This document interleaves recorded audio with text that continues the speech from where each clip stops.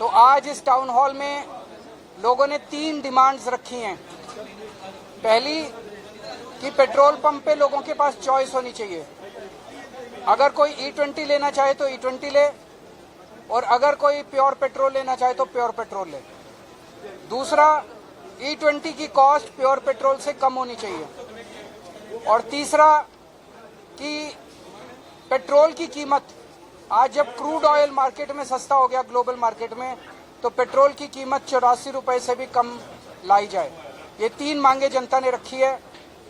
एक मुद्दा ये उठता है कि जब इथेनॉल किसी भी एंगल से सही नहीं है, इथेनॉल से लोग इतने परेशान हैं, इथेनॉल पेट्रोल से ज्यादा महंगा है, इथेनॉल कम माइलेज देता है, इथेनॉल से कोई किसानों का फायदा नहीं हो रहा, इथेनॉल से कोई फॉरेन एक्सचेंज नहीं बच रही, इथेनॉल जहां बनाया जाता है जिन फैक्ट्रियों में, आसपास का पूरा ग्राउंड वाटर दूषित हो जाता है।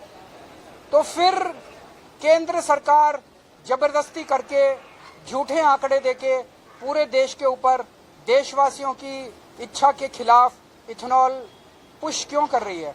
हमारे ऊपर जबरदस्ती क्यों कर रही है? हमारे ऊपर क्यों थोप रही है? आखिर मोदी सरकार की क्या मजबूरी है या उनकी क्या हिडन एजेंडा है? तो सारी जांच करने पे पता चलता है कि ये अमेरिका के दबाव में किया जा रहा है। अमेरिका दुनिया का सबसे बड़ा इथेनॉल प्रोड्यूसिंग कंट्री है और उसे समझ नहीं आ रहा हम अपने इथेनॉल कहाँ बेचें। और इंडिया ने कुछ महीने पहले यूएसए के साथ ट्रेड डील साइन की थी जिसमें यह क्लॉज था कि अगले 5 साल में इंडिया अमेरिका से $100 बिलियन का सामान खरीदेगा। अब कहां से खरीदे ये $100 बिलियन का सामान? तो इथेनॉल हम अमेरिका से खरीदने जा रहे हैं।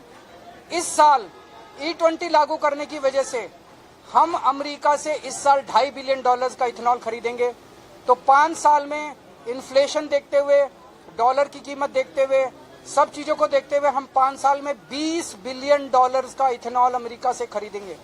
तो $100 बिलियन का जो टारगेट है उसमें से 20% टारगेट इथेनॉल से पूरा होगा। ये इसलिए क्योंकि प्रधानमंत्री मोदी जी ट्रंप के सामने कमजोर पड़े हुए हैं। वो इसलिए कि प्रधानमंत्री मोदी जी की कुछ मजबूरियां हैं जिसकी वजह से पूरे देश को उन्होंने ट्रंप के सामने गिरवी रख दिया है। देशवासी बहुत दुखी हैं।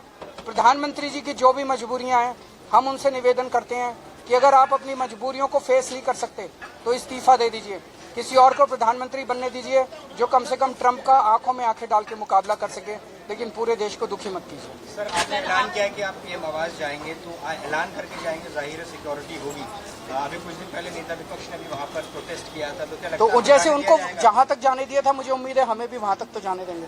सर, कितने लोगों ने आपके पास भेजी है? कितनी तादाद? 2 लाख से ज्यादा पिटीशन आ चुकी हैं। सरकार ये दावा कर रही है कि एथेनॉल नहीं होता तो पेट्रोल महंगा होता, और एथेनॉल पेट्रोल कैसे महंगा होता? आमने सामने बैठ के बात करते हैं।